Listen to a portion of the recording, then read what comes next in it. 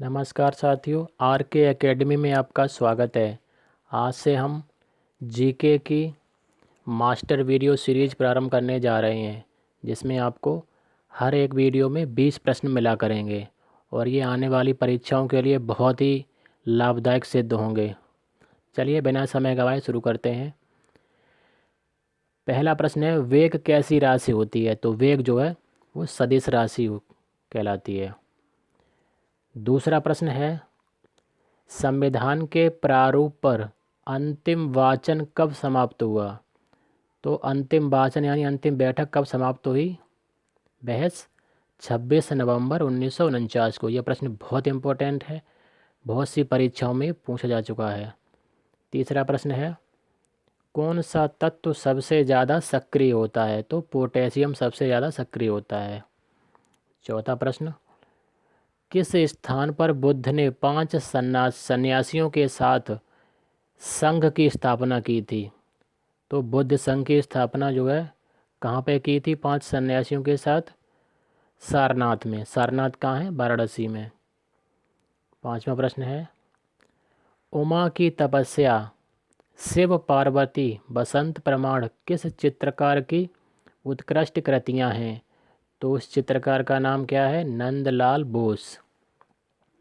अगला प्रश्न इंपॉर्टेंट है, सौरमंडल की खोज किसने की थी?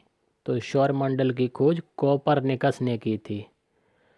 सातवां प्रश्न है, भारत में निर्मित पहला उपग्रह प्रक्षेपण वाहन कौन सा था? तो पहला उपग्रह प्रक्षेपण वाहन का नाम था SLV-3। आठवां प्रश्न है, राष्ट्रीय जनसंख्या आयोग किस मंत्रालय के अधीन है? तो राष्ट्रीय जनसंख्या आयोग स्वास्थ्य मंत्रालय के अधीन होता है। नौवां प्रश्न, वज्रयान बौद्ध धर्म में बुद्ध अथवा बोधिसत्व की संगिनी को क्या कहा जाता था? तो उसे तारा कहा गया है। तारा।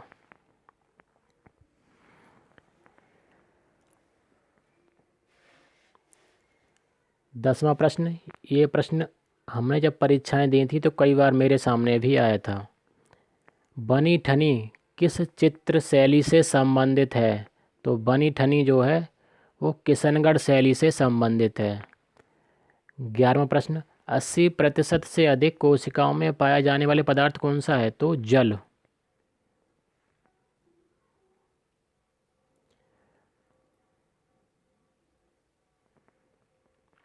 11वां प्रश्न है, 11वां तो हो चुका। 12वां प्रश्न है, संविधान द्वारा कब संविधान को पास किया गया, पारित किया गया? ठीक है, तो कब पास हुआ?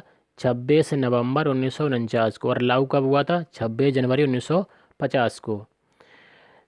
13वां क्वेश्चन है, न्यूटन की गति का प्रथम नियम क्या कहलाता है? तो न्यूटन की गति के प्रथम नियम को जड़त्व का नियम भी कहते हैं। अगला क्वेश्चन ये बहुत इंपॉर्टेंट है, कई बार परीक्षाओं में आ चुका है। कलिंग युद्ध का वर्णन अशोक के किस शिलालेख में मिलता है? तो 13वें शिलालेख में मिलता है। 15वां प्रश्न, विश्व प्रसिद्ध पेंटिंग मोनालिसा किसकी कृति है? तो मोनालिसा जो है लियोनार्डो दा विंची की कृति है। यह क्वेश्चन भी कई बार आ चुका है, इंपॉर्टेंट फॉर एवरी एग्जाम। 16वां क्वेश्चन, सौरमंडल का सबसे ऊंचा पर्वत निक्स ओलंपिया पर्वत जो है किस ग्रह पर है? तो वो मंगल ग्रह पर है। मंगल ग्रह को लाल ग्रह भी कहते हैं।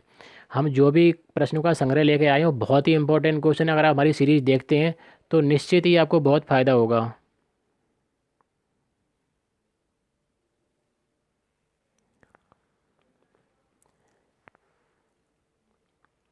17वां प्रश्न है, मोनालिसा नामक चित्र की रचना किसने की? तो अभी आपने पढ़ा था, लियोनार्डो दा विंची ने।